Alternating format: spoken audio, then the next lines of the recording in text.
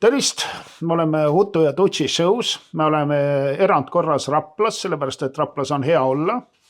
Mina olen Hutu, minuga on Reimi on eestlane ja me teeme siis jätkuvalt genotsiidi kultuuri, genotsiidi hariduse, genotsiidi pärandi ja genotsiidi käsitöö õpetuse saadet.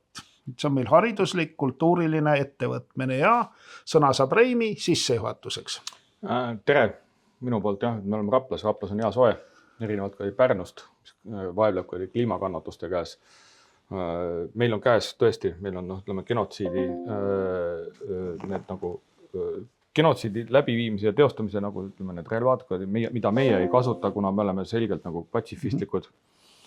Me ei toeta ei mingit sõdu. Mina lähemal ajal kavatsen teha avalduse, kuna me oleme patsifistid, ma loodan sinu allkirja ka saada sellele avaldusele ja avaldus ütleb seda, et me kasutame, kuidas öelda, genotsiidi pärandit sõja vastu. Genotsiidiga sõja vastu ja sõnaga liikumine on minu meelest väga mõistlik, et sõda väga halb. On. Ja vaata, sõda, tavaline inimene ei saa sõda lahti päästa, aga sõpradega kokku leppides genotsiidi iga kell. Et selles mõttes on altpoolt tulev initsiatiiv, otsedemokraatia, loodusele hea, sest pole vaja nii palju investeeringuid ega tanke, piisab tavalistest rehadest, kõplad, värgid, lihtsad asjad, mis niikuinii on kuuris olemas. Ja, piisab sellest, kui on olemas vahem kui naabrimehe vastu. Just nimelt sõja vastu, mitte lihtsalt niimoodi kuidagi teistmoodi. See on selline väga, väga mõistlik otsus, sest sõda on teinud palju kurja ja head väga vähe. Nii ongi. Aga kui nüüd alustame siis saatega, et siis ennem kui me sissejuhatuse juurde jõuame, et siis on paar sellist poliitilist avaldust, et millega ka meie ühineme, kuigi omal moel. Et siis esimene on see, et mingi aeg tagasi, kui see poliitika üks mingi artikkel oli ja see meie peavoolust jooksis läbi, oli see, kuidas Kaja Kallas ütles, et asjade seis maailmas on nii hull, et peaks jooma hakkama, et olukord oleks soodne. Meie sellest ettepanekust kinni ei haara, aga et me ei hakka jooma täna, vaid me hakkame saadet tegema hoopis. Ma arvan, et joodud on küll. Parem teeme saadet, et ei täna jooma hakka. Aga siis on nii et sellega on asi klaar, aga kui me edasi lähme, siis on üks puudutab, kuna me oleme teel praegu ühest kommunismist teise, või kas me oleme teise kommunismi nüüd juba kohale jõudnud, veel ei oska öelda. Soomes katsetati ka järjekordselt mingi kommunismi katsetamise ilming oli, kus Soome miljonär jagas kaupluse foajees inimestele rahatähti. Õnneks personal sekkus ja peatas selle protseduuri. Sigadus. Kaarte tuleb jagada, nii nagu Ameerikas Bideni all piiri peal saad sa kas pangakaarti, kus ei ole nime, või telefoni ja telefoniga saab ka maksta, need telefoni kantakse sul iga kuu raha üle, mitte niimoodi sa oled lihtsalt mingi rahatähe. See rahatäht on ju hetkega läinud, aga kui sul on korralik immigrantikaart, millel iga kuu tõksub seal mingi tonna või paar peale, see on nii nagu peab. Aafrikas katsetati ka samamoodi, seal jagati need telefonid ja SIM-kaarte, mille eest sai ka ju lisaks sellele kõneajale, aga sai ka mingid teenuste eest maksta poodides.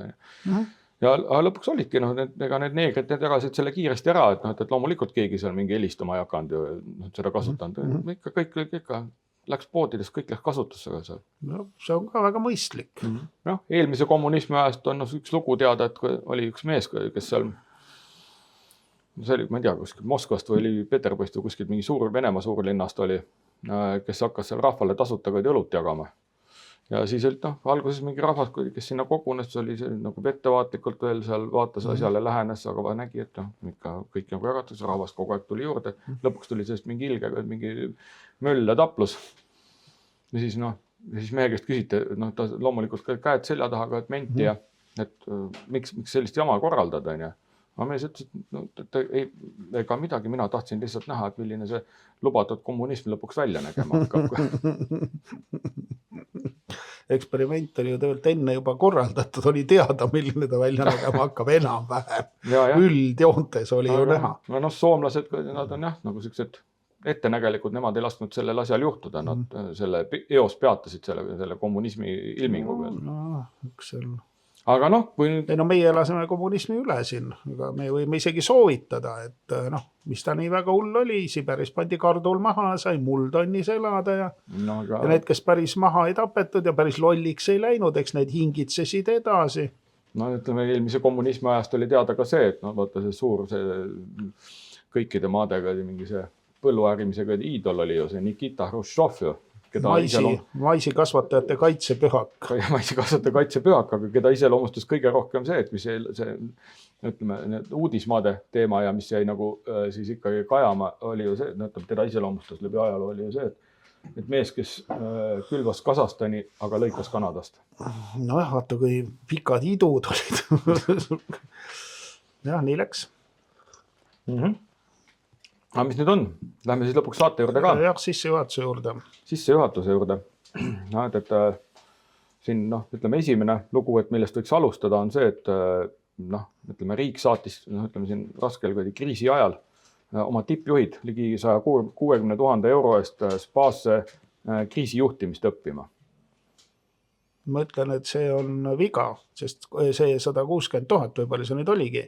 See on liiga vähe, on ju? No see esiteks liiga vähe ja teiseks Kuuba kommunistidel on seda rohkem vaja, sest Eesti on hakanud viimasel Kuuba kommuniste aitama. Et milleks oma kommuniste aidata? Oma kommunistid ikka kuidagi, no nina sõõrmed on veepinnal, aga Kuuba kommunistidel on raske. Kuuba kommunistid täna veel räägime siin saates, aga noh, tegelikult ütleme see kriisijuhtimise õppimine kuskil spaas on, noh, see on äärmiselt... Kuubas õpitakse seda, seal on kriis iga päev 24/7. Aga noh, kui sa tahad ikka mingis spaas nagu korralikku kriisi korraldada, no ma nagu eelmine aasta oli mingi lugu oli sellest mingi Wagenküllis, kus seal mingi, ma ei tea, see tervisekassa või surjakassa mingi orgia toimus. Aga noh, kui nüüd see kriisi kuskil mingi spaas, noh, selline nagu seal Lohusala spaas, kui seal nagu korraldada, noh, teed seal näiteks mingi kõigepealt oletame, et noh, et võtad soojendust, võtad elektri ära. Vaatame, mis sedast saab, vaadake, mis nad selle ilma elektrita seal mingi spaas. Internet ära võtta, siis on kriis. Võtame interneti siis nad nutavad seal, siis nad vaata, kuidas üldse ellu jäävad. Ja, aga no mõtleme nüüd selle peale, et näiteks järgmisena mingi elavaid elamusi nendele pakkuda. Et no kõik uksed Kuuba pakub elamusi, seda rum, sakum. Lähevad sul korraga kõik uksed lukku, kes on saunas kinni, et välja ei pääse, et mingi higistavad seal mingi 100 kraadi sees. Teised, kes on parajasti mingi saunamõnusid nautimas nagu õues peale sauna. Uksed lähevad kinni, enam tuppa ei saa. Talvine aeg lõdisevad seal väljas. No, see on ametnikul alati abiks, kui ta natuke lõdiseb ka, sest ajad teades, mida nad on korda saatnud, võiks natuke lõdiseda. Võivad harjutada seda lõdisemist. Muide, mulle tuli praegu meelde just, et kunagi tuttavad kirjanikud tegid reisi nagu Kuubasse. Mina küll ei käinud ja ei oska öelda, kas see vastab tõele, mida nad rääkisid. Aga neid innustas üks nagu fakt. Või noh, ma ei tea, see oli nendele jõudnud kuskilt, võib-olla mõni teine kirjanik oli käinud Kuubas. Igal juhul mina praegu soovitan ametnikel hoida kõrvad lahti Kuubasse, väga mõistlik minna. Et Kuubas olevat loterii, väga populaarne, väga rahvussport ja pilet maksab $2 ja on 2 võitu, kas ema või tütar.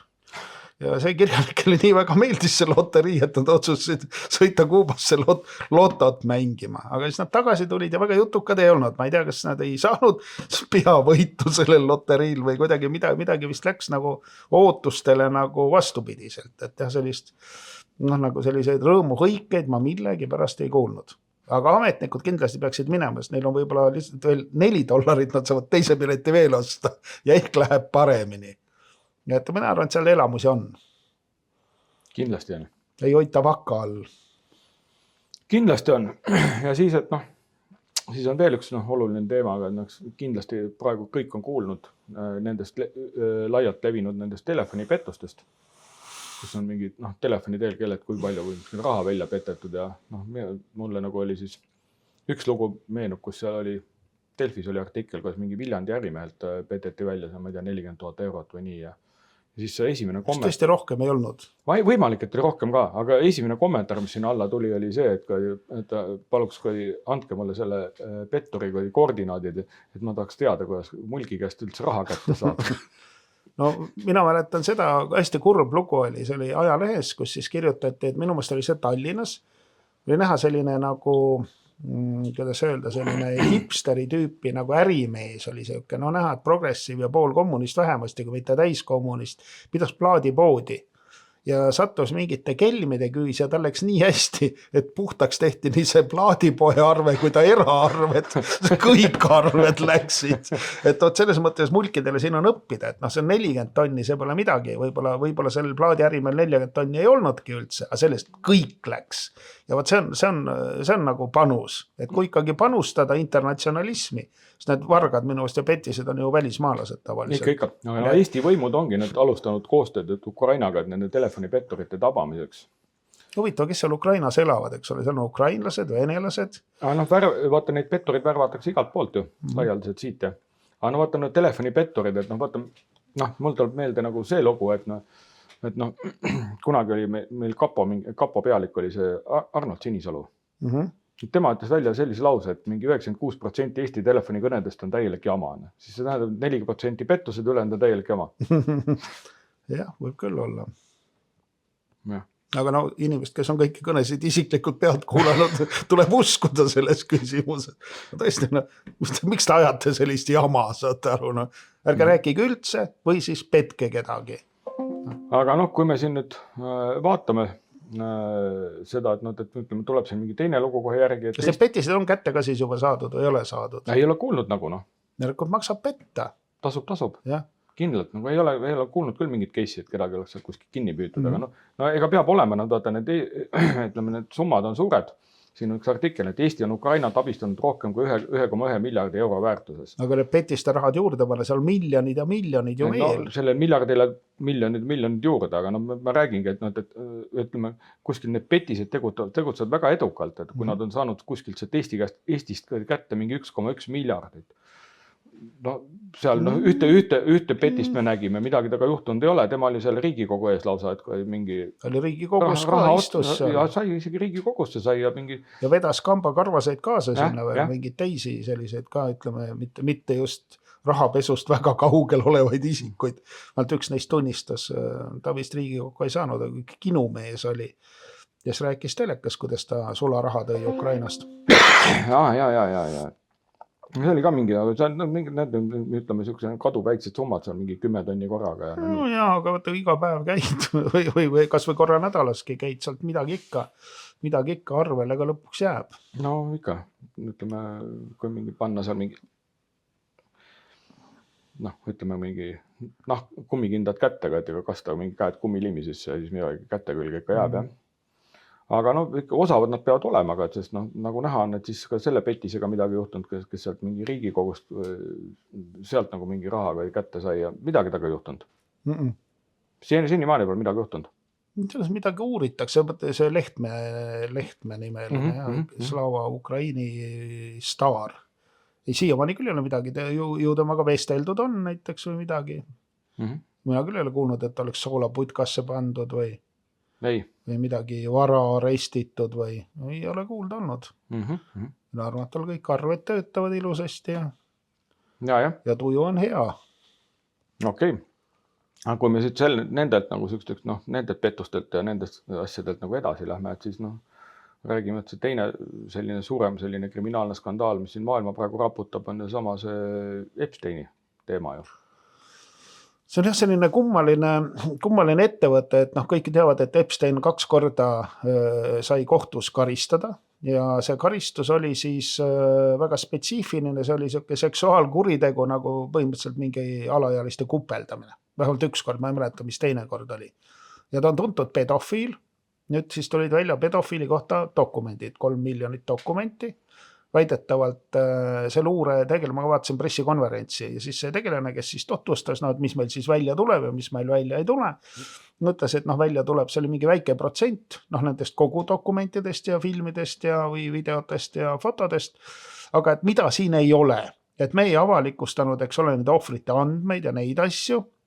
Ei ole piinamisvideosid, ei ole mõrvamisvideosid ja ei ole igasuguseid vägistamis ja muid selliseid kahtlase seksuaalse tegevusega videosid ei ole. Ta ei öelnud, et neid ei ole olemas. Ta ütles, et neid ei avalikustata. Ja et näiteks piinamisvideod on olemas, see on päris kindel, sest üks meil on hästi kuulus, kus siis algus oli nimi oli kinni pandud. Ei saanud aru, kes räägib, et jube hea piinamisvideo oli. Saadab meili siis hea sõber, lähedane kolleeg Epsteinile. et see hea piinamisvideo ja pärast oli välja, et see oli mingi, no kuskilt sealt Araabia maadest ühe maailma minu meelest suurema logistikafirma juht, ma ei tea, kas ta oli, nimi algas Sultan või Suleiman, mingi ta oli seal. Ühesõnaga selline Araabia kultuuri, ütleme, pärandi hoidja.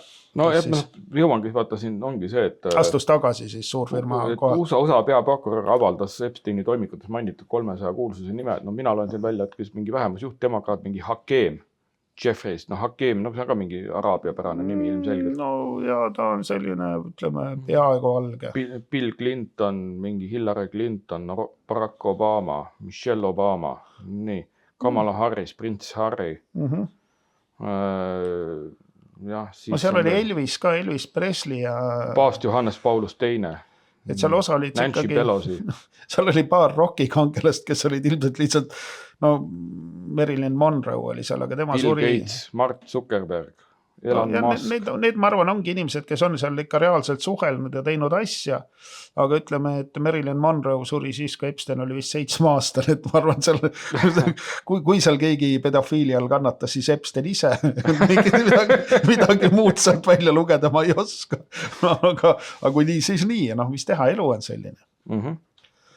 Prince Harry oli siin mainitud, aga siin oli see, et no Prince Andrew nüüd lõpuks paigutatakse arestimajja, kus on vaid voodi ja tualett ning kus ootab kuni politsei uurijad teda küsitlema asuvad.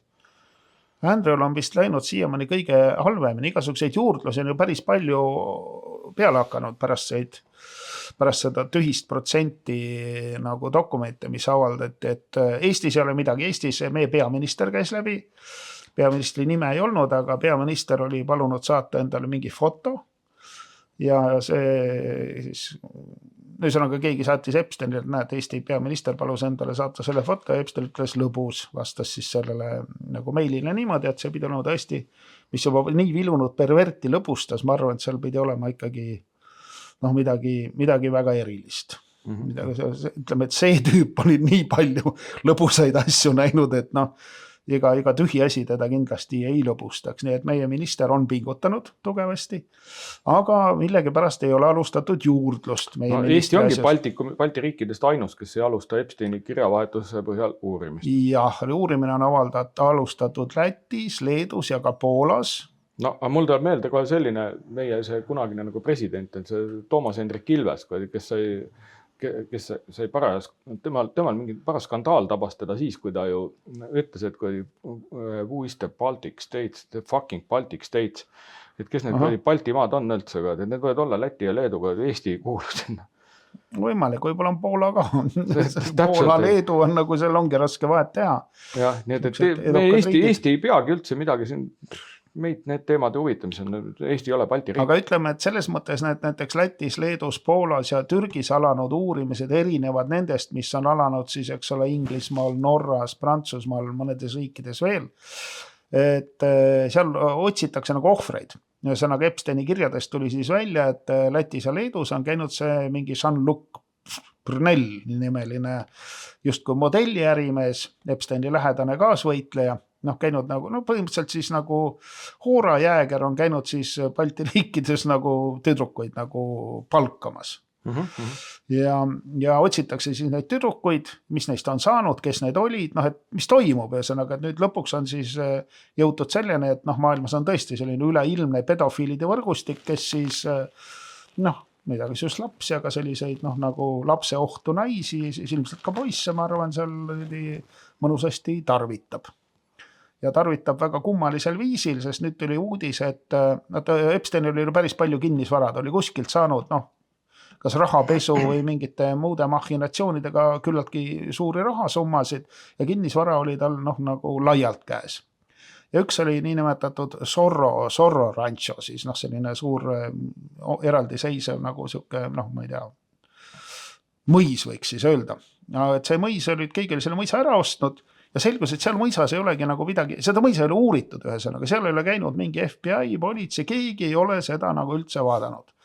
Ja siis noh, omanik nagu võiks noh, väidetavalt tema tahab sinna teha nagu mingi kristliku asja ja no nagu ohvrite aitamiseks ja no nagu selline räägib sellist nagu viisaka inimese juttu. et noh, keegi võiks ikka uurida seda rantsot mul siin, et see on nüüd minu oma, et noh, tulge ainult ja uurige. Ja siis vist ikkagi leiti ka mingisugune kaebus, kus keegi oli öelnud, et sinna mitte rantso enda maa-alale, vaid sinna lähedale mägedesse on maetud 2 välismaa tüdruku laibad, kes kägistati siukse perversse seksi käigus meile lahutuse eesmärgil. Et sellised kurjad jutud siis liiguvad. Praegu muidugi uurimine käib. Uurimine on, selles mõttes on uurimine nüüd alustatud, hakati neid laipa otsima. Kas siis jutt õige on või ei ole, aga seal on väga kummalisi. See, et ta ikkagi pedofiil on ja et ta teiste pedofiilidega seal ullas ja et lapsi ikkagi seal nagu ära tarvitati igal kombel on nagu selge. Aga millegi pärast ei ole neid teisi, vaata kui on kupeldamine, siis see tähendab seda, et üks tüüp nagu müüb või rendib lapsi teistele. Ja need teised, kes siis neid lapsi seal nagu väisavad, on ju ka kurjategijad. Aga need raiped ei ole ju tegelikult nagu kinni võetud ja väga sageli ei ole mingeid uurimisigi alustatud. Et kellega siis uurimisi on alustatud mitmel pool, ütleme, et need Türgi, Poola, Läti, Leedu, seal siis uuritakse ohvrite asju, et kes need ohvrid olid, kuidas nad sinna said, mis nendega juhtus, keegi midagi ei tea. Aga ütleme Norra, mis on saanud kõva litri, viimane uudis Norrast oli see, et Norra endine peaminister ja Euroopa Liidu, mis ta oli siis täpselt, ma ka ütlen, mul on see siin komisjoni esimees või kes ta oli, see Tõhk tegi nüüd enesetapu, sest ta sai tegi ikkagi selle enesetapu Jaagland tegi enesetapu kolmapäeval, aga natukene ebaõnnestus, ta on kriitilises olukorras haiglas. Norraka ta veel pihta saanud ja seal maailma majandusfoorum, see VEF alustas uurimist oma presidendi ja ja seal on veel Porsche Brende suhtes, ja veel üks kuningaperekonna tibi on seal nagu arvupidi vahel, et Norrat lammutatakse päris korralikult ja ega brittidel ei lähe paremini. Andrew vist, ma ei tea, kas pandi nüüd lõpuks ära kongi. Andrew pandi kongi. Aga välja ei lastud enam uuesti. Ei ole kuulnud, et oleks välja lastud, jah. Neil astus tagasi kabineti esimees, valitsuskabinet, see on teine mees riigis põhimõtteliselt, riigi pressi esindaja astus tagasi. Et seal on need asjad nagu päris kurjad. Ja seal on ju Lord Mandelson on ikkagi selles mõttes, et ta vist vangi, korraks bändi lasti vist lahti. Et kas läbi otsimise ajaks, seal ühesõnaga teda ka süüdistatakse. Ta oli ka väga kõva käpp seal, ma ei mäletagi, kes ta oli kõik. Suursaadik vist Ameerikas ja kes kõik.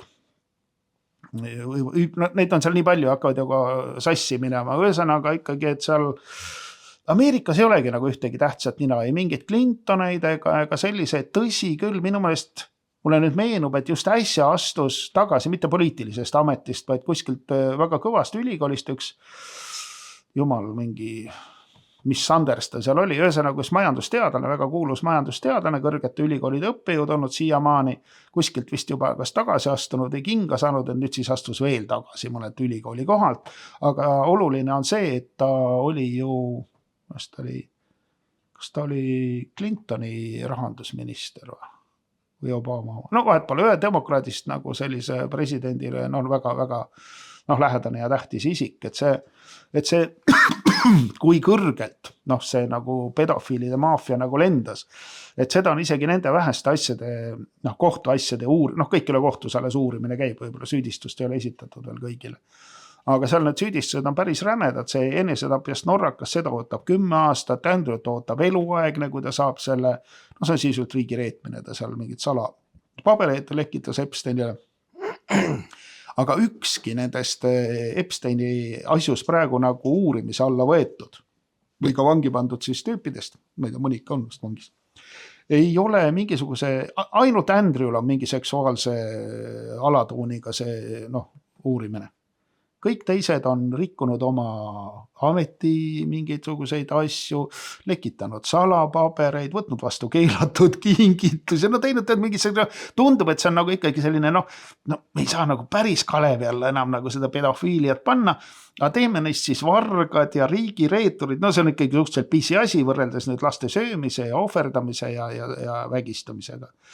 Ja et need asjad seal, see Zorro Rancho asi siis, kus lihtsalt käigistati nagu ajaviitaks nagu tüdrukuid, ei pruugi olla nagu ainus. Meil on teada üks piinamisvideo ja mingi araablane, meil on teada siis, eks ole, noh, see ei ole päris kindel, aga noh, võib-olla araablane tegi ka nalja, ütleb mina, mis video, piinamisvideo oli sellest, kuidas inimesed vaatasid telekat, see on ju ka hirmus, piin on telekast AK-d vaadata, et noh, sa võid alati kuidagi välja keerutada selle, noh, tegi nalja, noh, seal natukene mis piinamisest ta räägib, olge normaalsed, aga no kuna ta tagasi astus, siis see teeb selle meili nagu tõsisemaks, selle piinamisvärgi. Noh, ja kui ikkagi luure ülem ütleb, et meil siin piinamisvideod ja tapmisvideod ja noh, räädi igasugused, ma ei tea, mis väärkohtlemise videod, on üldiselt fantaasia nagu noh, normaalsel inimesel üldse ei paindu kõike seda nagu ette kujutama, mida need tippperverdid seal igavusest ja saatana kummardamiseks nagu ette võtavad. See ikkagi võib-olla kaunis jube. Et värgid sinnapoole nagu näitavad. Et väga paljud sellised vandenõuteooriad on juba praegu saanud nagu teoks. Ütleme, Alex Jones on ju aastakümneid rääkinud sellest, et eliidil on globaalne siuke pedofiilia võrgustik, kus nad siis teevad kõike seda teist ja kolmandat. Nüüd on näha, et see võrgustik on olemas. Võrgustik on globaalne. Ja haarab sisuliselt, ütleme, kogu seda nagu läänemaailma niinimetatud tänast kollektiivset. Mitte ainult lääs ka, lääs kindlasti ja lääs kõrvuni, aga näiteks Türgi ju ka nagu päris lääs ei ole. Ikkagi... India peaminister on paberites sees ja mingid India ärimehed, et see juba läheb Euroopast nagu Ameerikast kaugemale. Araablased. Neid araablaseid on seal igasugused ja väidetavalt on see materjal, mis araablastega seostub üks õudsemaid, nagu, mis olla saab. Et nende meelelahutused nagu, panevad juuksed peas nagu püsti tõusma, et see on midagi erilist, midagi eriti õudset. Et tõesti, ei ole ju näinud, ei näidata siis, mulle siis neid. Tekib ikkagi küsimus, kui ta nii globaalsaardega, et see ei saanud olla ühe mehega see ju hallata ja see peab olema mingi suurema sündikaadiga tegemist ju. Jah, ütleme... seal mingi Mossadid ja kes seal isegi... see, et ta nüüd oli seotud luuretega on päris ilmne. Ja ilmselt see on üks põhjus, miks seda nii kangesti kinni mäitsitakse. Ma nägin äsja lugu, kus siis Epstein oli... ausalt, ma sellesse ei jõudnud süvenedes, palju materjali tuli korraga peale ja see oli selline, mis siis rääkis, et ta ei olnud ka nii nagu väga kindlas kõneviisis. Et Epstein ikkagi tegi luure heaks relvaäri, narkoäri ja seda orjaäri või inimkaubandust siis, lasteäri siis, mis iganes. Rahapesuga ta ilmselt alustas nende kuulsate Khashoggi ja kes need omaaegsed mustad relvaärikad olid, nendega töötades ta siis sai selle algkapitali ilmselt ka, kuna ega need tüübid ka ei saa oma käe peal tegutseda, et neil peab mingi luure või mingi katte olema, muidu võetakse nad kohe kinni ja jäetakse auku. Aga kuna seda relvaäri on ju kõigil neil mustade projektide juures vaja, et siis on hea, kui on mõni selline nagu selline teada olev, selline nagu peaaegu usaldusväärne must relvaärikas, kellega siis saab, eks ole, teda tuntakse ka, see ei oska, kuhu sa lähed, kui sa ei tea üldse neid. Mõni peab olema nagu natuke tuntum, et siis need, kel neil relvi nagu vaja on, neil bandiitidel, siis nad tulevad nagu küsivad sealt, või kuidagi nii. Et võib-olla alati ei taheta nagu näpuga näidata, et mine osta selle tüübi käest ja kui näitad, võib-olla see ei usu see ostja, et see on kõva tüüp üldse, et peab olema nagu mingi legend või selline asi. Et ma arvan nii. Aga mis seal siis selle aparaadi juures on nagu sellist, mille üle maksab nagu aru pidada. Et üks asi on see muidugi, et kõik need uurimised praegu ei tegele seksualismiga. Need tegelevad majanduskuritegudega, ütleme riigireetmistega, selliste asjadega, ametiseisundi kuritarvitamisega. Et ikkagi see, kui Epstein ilmselgelt siuke pedofili kubjas oli, kuidagi kõik, kes temaga seoses vahele on jäänud, ei ole mingil kombel jäänud vahele pedofiiliaga peale Andrew, kes tõenäoliselt siis ikkagi lendab orki 100%. Aga on veel näiteks, kunagi oli väga kuulus selline Pizzagate nimeline vandenõuteooria, mis siis rääkis seda, et New Yorgis on üks Comet Pizza nimeline pizzakoht, kus siis varustatakse ülikuid lastega. Ja seal olid väga kummalised pildid, olid selle pizza kodulehekülg, kus siis näiteks üks foto nende ametlikult kodulehekülg, selline üks laps on teibitud, nagu ütleme näoli laua peal, tagumik püsti, käed teibiga laua külge teibitud, selline pizza teenus nagu, et see nagu päris tavaline pizza koht ei ole. Ja kuna mingid Podesta meilid tulid välja, see vandenõuteooria ei ole lambist võetud, see põhineb demokraatide rahastusgeeniuse Podesta nagu meilidel. Siis ma ei mäleta, kes need välja nagu õngitses, need meilid. Vahepeal olid seal paar tüüpi, kes nagu mingid paljastusi tegid. Ja need tulid välja. ja siis, mis siis on ühine selle Epsteiniga, on see, et see pitsa ja muud sellised toiduväljendid on nagu pedofiilide salakeel. See ei ole ka välja mõeldud, see on CIA nagu sellisest manuaalist, kuidas neid pedofiilide leppemärke ja slängi ja koodsõnu nagu mõista.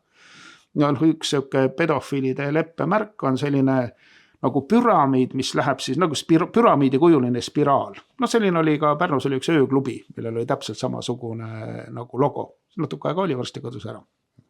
Mina selle ööklubis ei ole käinud, ma ei tea, kui vanad või noored, aga üldiselt teada on, et paljudes Pärnu ööklubides see seltskond on kaunis noor. Et võib-olla seal oli samamoodi. Aga see selleks. Et näiteks meilides on palju selliseid kohti, kus siis väga hea pitsa oli ja teeks jälle pitsat ja mis koolad seal oli, mingisugune, mõtlen, mis kuradi. Ühesõnaga pitsa tähendab siis, eks ole, niisugust tüdruklast või selle panemist, see mingi koola tähendas neegrit, väikest neegrit siis. Ühesõnaga, et seal on toiduasjad, mis tunduvad olevat nagu siuke tavaline siuke rämpstoit, tegelikult tähendavad teatud tüüpi siukse pedofiilseid perverssusi. See on üks selline koodsõnade süsteem, mis sadade kaupa seal Epsteini kirjades läbi käib.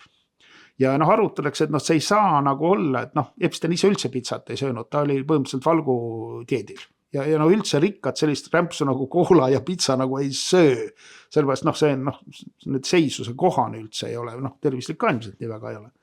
Et see ei käi niimoodi, et selline seltskond peaks arutama mingeid veine või võib-olla mingisuguseid peenemaid juustusid, ma ei tea, mida nad söövad, homare, kuninga moodi, eks ole, mitte pitsat. Et see nagu ei lähe.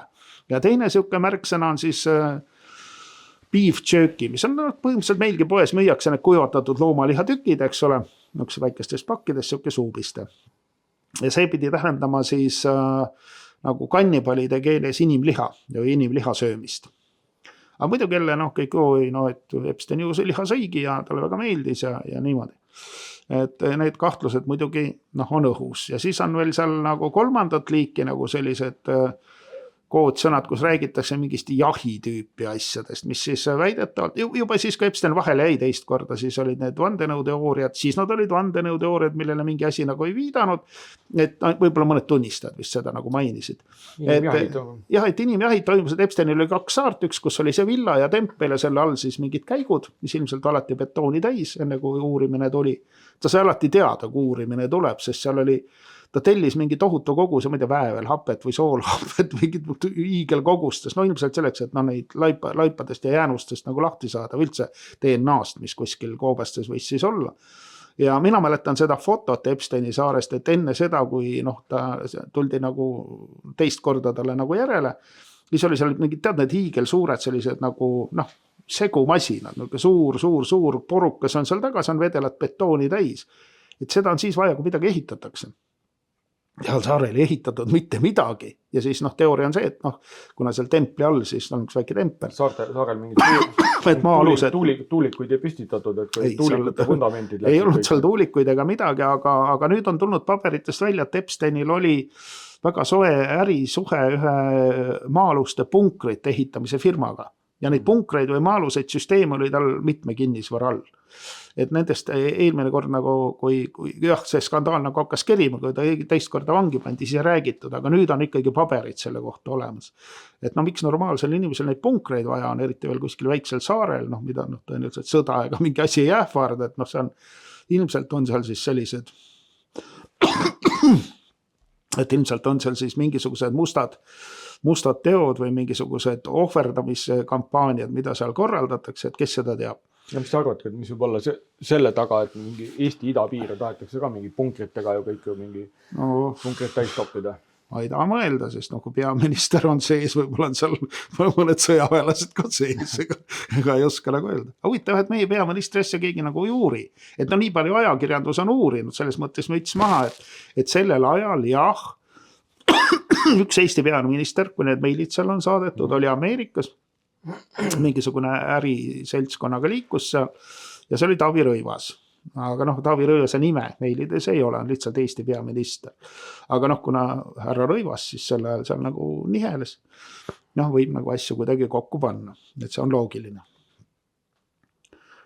ja no mis me selle asja kohta siis võime öelda, et seal on veel jah, et need on ikkagi väga palju on sellist jõledust, mida me ei saa ju praegu, eks ole, meil ei näidata piinamise ja tapmise videoid, aga me öeldakse, et neid on. Meil räägitakse lahtise tekstiga ühes meilis väga heast piinamisvideost, väga hea oli. On teada, kes sellest räägib. Et võib-olla sellist kraami on seal rohkem. Et ilmselt nagu see võib-olla 2% mul mälu järgi praegu vist see 3 miljonit dokumenti nüüd ja see ports, mis äsja tuli, et see on siis võib-olla ainult selline 2% nagu selline isu ärataja. Vaata, mis on see teema ja mis on ju ütleme, käib nagu see nutt ja ala sellest, et kui ütleme, venelased on Ukrainast palju lapsi nagu parastanud Venemaale vedanud ja seda seostatakse, et see Hunter Bideni, ütleme, et tema mingi äri on seal nüüd kinni jooksnud, et need oli tema äri seal. No Hunter Biden seal ju äri ajas. Aga mida ta nüüd täpselt seal ajas, seda me ei tea, aga me teame, et tema laptop pidi olema täis kohutavat materjali, eks oli igasugust seksuaalseid jõledusi, muulgas ka sellist alaealistega.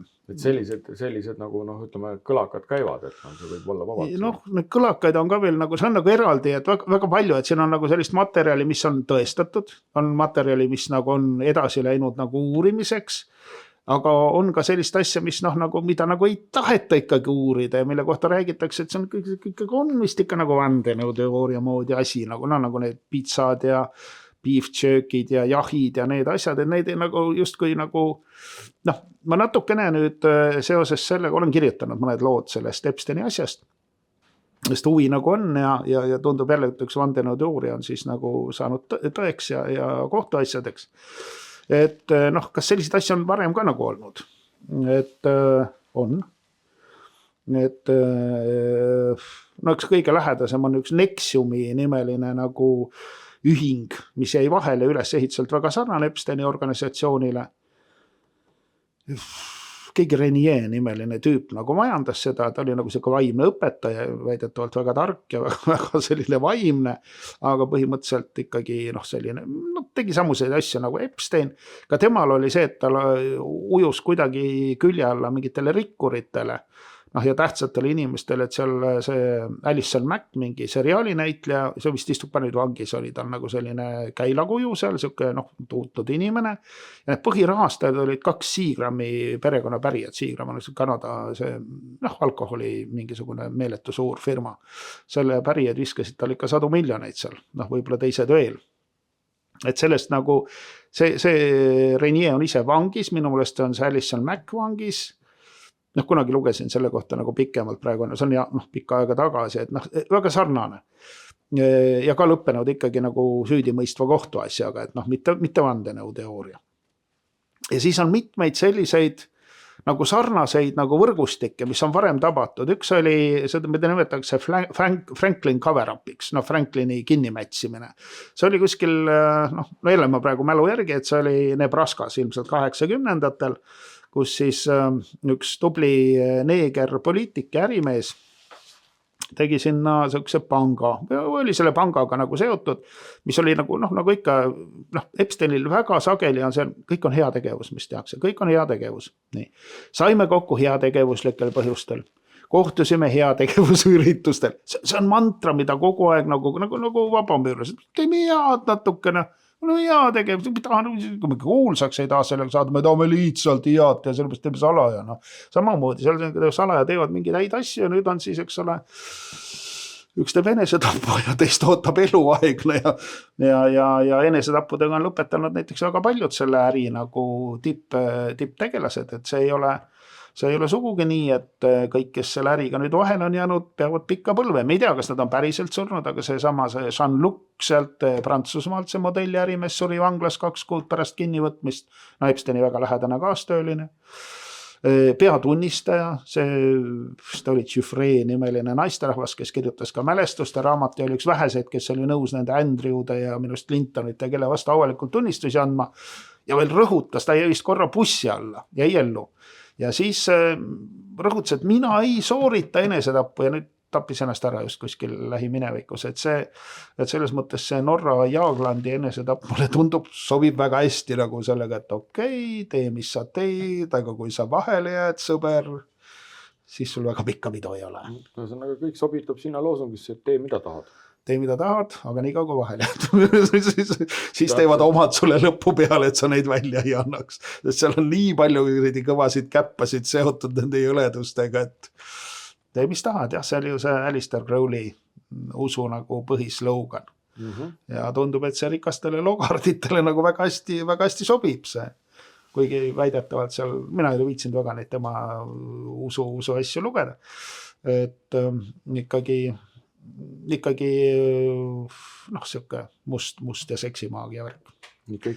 Et see väga hästi sobib selle asjaga, aga ikkagi üks asi, mille juurde ma tahtsin veel tulla, et üks Belgias püüti kinni üks samasugune päss kunagi, kes tegeles nagu, ma ei tea, hoidis see lapsi keldris ja kupeldas neid siis edasi ja mis ta seal kõik tegi, nendega jube mõeldagi. Aga tema tunnistas ise üles, et olid satanistlikud rituaalid, tema tegi neid kõik värk. Aga mis kohtus oli? Ohvrid ka vist tunnistasid. Neid ohvreid, kes nagu mingeid musta maagia, inimohverdamise, okultismi värke nagu räägivad, on mitmeid. Aga kohus ütleb, ei olnud. Tüüp ise ütleb kohtus, ma ohverdasin. Tunnistab, ütleb, ohverdas küll. Kohus ütleb, ei, sa ei ohverdanud, selle kohta ei ole mingeid tõendeid. Kuigi näiteks seal on sellest, kas see oli see sama belglane. Ühesõnaga, Euroopas oli ikkagi midagi sarnast ka varem. Kuskil ka ma olen 80-ndate, 90-ndate piiri peal need asjad nagu väga sageli, olid vist juba nii massilised, et hakkasid vahele jääma. Aga veel õnnestus kinni mätsida. Terve elu ju kaebati selle Briti üks mingisugune õudne hobuse näoga, mingisugune raadio- või telediskor oli. Savilli nimeline pervert, kes pani ka surnuid. Lõpuks, kui ta surnud oli, alustati uurimist ja tõestati ära vist 450 kuradi lapse pilastamise juhtumit surnuid sinna otsa veel. Aga enne seda ei ole. No mis te räägite, auvene ühiskonna liige, kuninga perekonna lähedane sõber, masside lemmik. Diskor, kuidas saab olla? Meil on minister Diskor, eks ole, ei saa ju midagi halvasti minna. Mis siin saab valesti olla? Et selline lugu, aga pärast oli välja, et Saville oli ikkagi nagu tõsine värdjas. Ja väga naljakas on see, et sel ajal, kui seda eluajal ka ju süüdistati, teda ikka tuli kuskilt mõni laps ja ellu pääses põgenema või kuidagi, ma ei tea, rääkis vanematele vanemat politseisse või kuidagi nii. Ei saa olla. Ja mõeldi välja, mis asi? Laste valemälu sündroom, et see ei olnud nagu päris haigus. Et nagu meditsiinilises haiguste kataloogis ei ole, aga kui mingi laps hakkab rääkima inimohvritest ja satanistidest ja mustadest keepidest ja maskidest ja mustadest küünaldest ja pentagrammidest, et laps, sul on üks selline paha asi, et sul on vale mälu, tegelikult selliseid asju ei ole. Ja imelik, et kõigil neil lastel oli see vale mälu alati ühtemoodi, et keegi ei näinud jänkusid ega kutsusid, eks ole, nagu keda ei olnud olemas, kõik nägid sataniste, keda ei olnud olemas ja kes ohverdasid lapsi. Et aga tähelepanuväärne nagu juhtum. Ja just see nagu, et neid kinnimätsimised, tavaliselt mätsitakse ikkagi kinni, nagu see Franklin Cover-up. Seal oli veel see tore asi, et seal oli see neeger poliitik siis pani sealt heategevuslikust pangast 40 miljonit uurimist, see oli suur raha. Ja jäi kuidagi vahel hakati uurima. Ja siis selgus, et tegemist on seal osariigis kogu nagu nomenklatuuri ja sellist ülemist kihti nagu haarava pedofiilse võrgustikega, seekord olid otsustanud poisse panna. Nii. Tundus, et kõik on selge, nüüd on see kamp vahel ja nüüd lähevad vangi ja ongi asi klaar, et nad olid seal ikkagi päris hoogsalt tegutsesid ja väidetavalt viisid ka Valgesse majja poisse ja kõike, mujale veel. Aga kuidagi siis tuli välja nii, et ajakirjandus nagu leidis, et see asi ikka ei ole sellist asja ja politsei leidis, et ei ole sellist asja ja kohus leidis, et ei ole sellist asja. Osa lapsi kadus lihtsalt ära, osa ütlesid uurijatele, et me ei räägi enam midagi, me saime palju raha ja kust me mujalt nii palju raha saame, me lihtsalt ei saa ju rääkida, on ju, saad isegi aru, kui sulle nii palju pakutakse, ka jääd vait. Ja 2 last vist jäid siis nagu tunnistajateks, aga sellest ei tulnud nii, et ikkagi pannakse nüüd tüübid vangi, need pedofiilid, ei. Lapsed said, üks sai vist 15 aastat. Nad said eriti rängad karistused, mida alaealistele ei olnud üldse varem nagu antud Ameerikas. Kõige raskemad karistused. Üks sai vist küll tingimisi poole aasta pealt välja või poole aja pealt välja see, kes seal sai 15 aastat. Noh, suurusjärgud ikkagi, no aga jõhker, mõtle, sa oled mingi tänavalaps, sind on igasse auku seal vägistatud. Sa julged ainsana nagu tunnistada seda asja, lähed ise kongi. Ja see on nagu tüüpiline, see Franklin Cover-Up on väga nagu tore asi, sellest on 2 raamatut kirjutatud. Üks on ajakirjaniku kirjutatud, mõlemad olen nagu, kunagi nad olid mul olemas, ma nagu sirvisin ja tundsin elust rõõmu, et noh, vaata kus raiped on. Et seal ühe saate sõnas, seal teine on poliitik, kohalik poliitik, kes siis võib-olla ta oli isegi demokraat. No seal oli nagu teistpidi natuke, et noh, siis oli, et see neegerpoliitik oli noh, see vabariiklane ja see, kes siis nagu püüdis nagu lapsi ja asja seal nagu päästa, oli vist demokraat ja vana Vietnami sõja noh, võitleja, ta ei kartnud midagi. Aga tegi, mis ta tegi, midagi nagu teha ei saanud ja lõppeski sellega, et noh, lapsed tema viimased tunnistajad pandi vangi, oligi nagu asi õhtal. Ja siis ta läks mingi tuttava luuraja juurde. No see oli hiljem juba. Noh, kirjutab seda oma raamatu saatesõnas, et no mis ma teen? No selline asi räägib ära, noh kõik on pedofiilid ja kõik on kokku leppinud, noh ja mitte midagi teha ei ole. Ja siis luuraja ütleb talle, et ega midagi ei ole teha, oota natuke, oota. Ja tõi oma elust siis sellise näite, ta oli mingisugune kõva nina, noh, Ameerika luures seal CIA-s. Ja noh, et ütleb, et näed, ma käisin just Moskvas. Noh, siis oli juba nagu see uutmisaeg oli ilmselt käsil või noh, nii selle järgne. Et näed, olin hotellis, tulin hotelli uksest välja, koridor on tühi, ühtegi saba ei ole. Läksin hotellist välja, tänav on tühi, ühtegi saba ei ole. Jalutasin punasele väljakule, ühtegi saba ei ole järel. Aga noh, mõne aasta eest oli kõik nagu teistpidi, et näed, üks süsteem varises kokku, kannata, küll variseb ka see süsteem kokku. Ja see on võib-olla nagu selline noh, siuke mõte, mida on, et paistab, et see süsteem ongi hakanud need kokku varisema, eriti Euroopas, või on selle Euroopa Liidu nagu hävitamiseks ongi mõeldud see praegune mingi trall, mis käib, ma ei tea, mis sina sellest arvad. Kas ta siis terve Euroopa Liidu, ütleme ainult Euroopa Liidu hävitamiseks?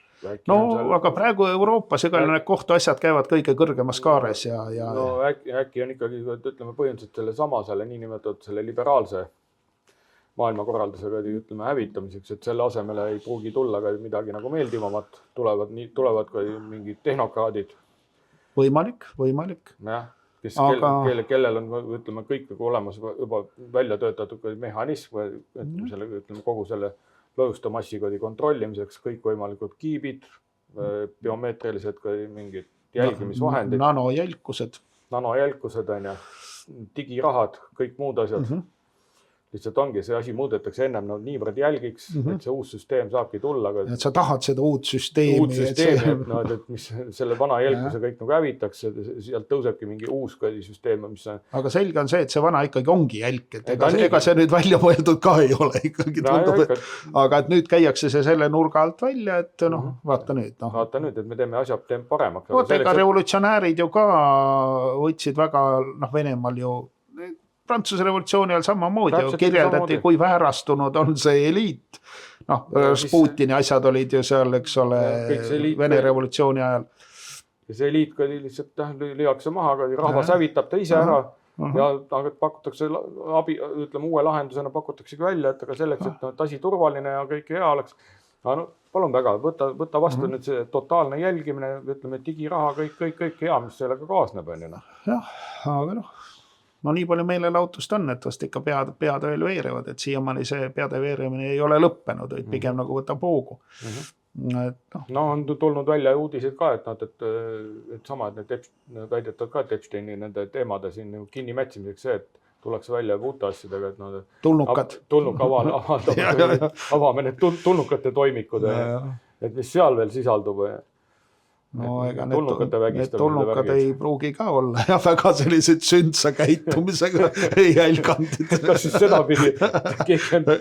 Ega me üksi tulnukad ka on. Siin see valitsev eliit on tulnukad vägistad või vastupidi, seda me ei tea, mis sealt välja tuleb veel.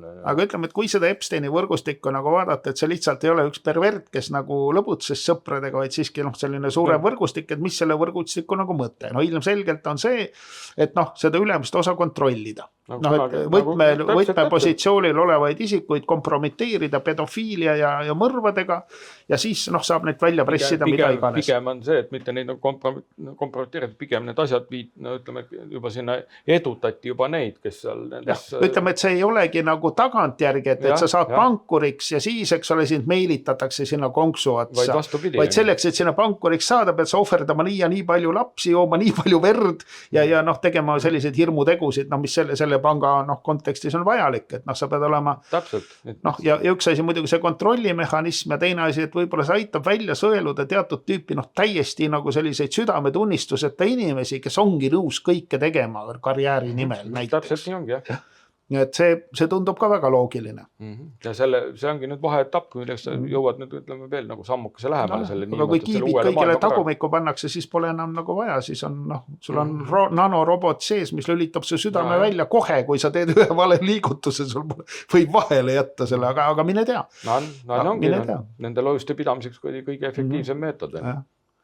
Ja kõik võtavad selle mingi vastupunnimata omaks ka, et ja turvaline, keegi enam mingid jälgusi sul ellu ei viia. No aga mine tea, ega siis tegelikult see on just see sama asi, mida ma seal enne mainisin, et isegi kui kohtus satanist tunnistab, et ohverdas laps ja lapsed ka tunnistavad, et ohverdas küll, siis kohus üldab midagi, sa ei ohverdanud lollakas. Ei ohverdanud. Meil pole tõendeid. No ei ole tõendeid, mis sa räägid. Kusjuures seal oli, et kusjuures on mingid lapsed, kes räägivad, et need lossid on sellised, kuhu ükski suvaline inimene sisse ei pääse. Eraomand, kogu aeg omanikud vahetuvad, keegi ei tea, kelle omad nad on, aga üks on kindel, kogu aeg nad on kinni, sisse sinna ei pääse.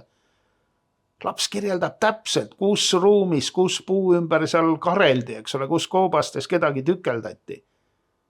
Kuidas ta teab, mis seal oli? Et need on liiga täpsed, et olla fantaasia, nagu oleks selgeltnägijaga tegemist. Võib-olla ongi selgeltnägija, ei tea. Igal juhul, see materjal on nagu nii kahtlane, et praegu on see asi veel kinni mässitud, see inimohvrite ja saatana kultuse osa. Aga tõenäoliselt ikkagi nad mingisuguseid teemaneid teenivad, selle maailma vägevad ja mingit kasu sellest saavad. Et sellest on nii palju nagu räägitud igasuguste vandenõulaste nagu seltskondades ja igasugustes saadetes ja raamatutes. Mulle meeldib, üks oli väga värvikas jutt, see oli tavaline Kuhvo nagu kanal, kus siis see kanali reporter või ajakirjanik siis rääkis ühe tüübiga, kes väidetavalt oli salajase kosmose laevastiku nende laevade disainer, tippinsener, kosmoseinsener. See on üks osa vandenõuteooriatest, et on olemas need salajased kosmose sõjaväed ja kosmosesõjad ja asjad. Keeruline omaette nagu süsteem. Viimati on mingi analoogne, see ka mingi UFO-de ja tähesõdade programm ja see tuli 80-ndatel oli, siis ka jälle oli vaja mingit nagu suurt pööret, millele järgnes selle eelmise kommunismiga kokku kui varisemine. Aga see oli naljakas, et see väidetav insener, siis see kosmoselaevade insener, tõesti oli väga intelligentne inimene, eriti võrreldes selle ajakirjanikuga, kes oli, ta ei olnud rumal inimene, aga tema selle inseneri kõrval ta tõesti oli nagu meie laps ajakirjanik ja kuidagi tuli siis jutuks see, et selle maailma vägevad on kuradi kummardajad. Ja siis ajakirjanik küsib, et aga kas kurat on siis olemas? Mille peale insener vastab, et ega mina ei oska sulle öelda, kas see kurat olemas on. Aga need tüübid, kes teda kummardavad, raudpolt usuvad, et on, nad kardavad, nad viimse detailini peavad nendest rituaalidest kinni ja nende jaoks on see reaalne. Miks see nii on ja kas see nii on? Aga selliseid on nii palju seda viiteid sinna, et nad ikkagi, et miks nad siis kõik nendest kurjategijatest ja rikkuritest, mõni võiks ju budist olla. Mõni võiks ju olla, ma ei oska öelda, taarausuline või usk on ju maailmas palju ja mõned on ju väga sümpaatlised. Miks sa ei või olla Zarathustra usuline näiteks või mingi zen-budist, mis on ju igavene lahe, saad laamendada ja tulise kannuga kellelegi pähe lüüa, keegi ei pane pahaks. Zen-meistrid nii teevadki, eks ole. Anna ka haluga õpilasele. Ei, ainult satanism on ju. Et siin tundub ikkagi olevat, et mingid olendid, kellega saab mingeid diile teha, on nad interdimensionaalsed, mis iganes, ei tea, ei ole nende nende orgiatel käinud ega neid olendeid näinud, aga tundub, et seal on midagi veel, et see vere joomine ei ole lihtsalt adrenokroom nagu narkootikumina. Ega veri on ju tegelikult ju infokandja juba, et sellega ju vereteel kantakse üle erinevad nagu seda niinimetatud nagu seda kvantinformatsiooniga.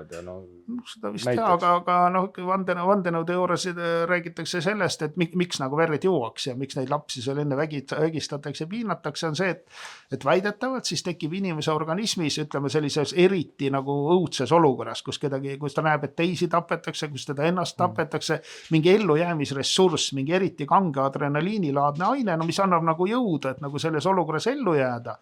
Ja see on veres ja siis juuakse seda verd ja siis need raugastunud, kujutad ette mingid Hillary Clintoni laadsed siuksed olendid nagu joovad seda, ma ei tea, laste verd ja mis siis peal hakkab, et saab nad täiesti hulluks, et see energialaks on nagu meeletu.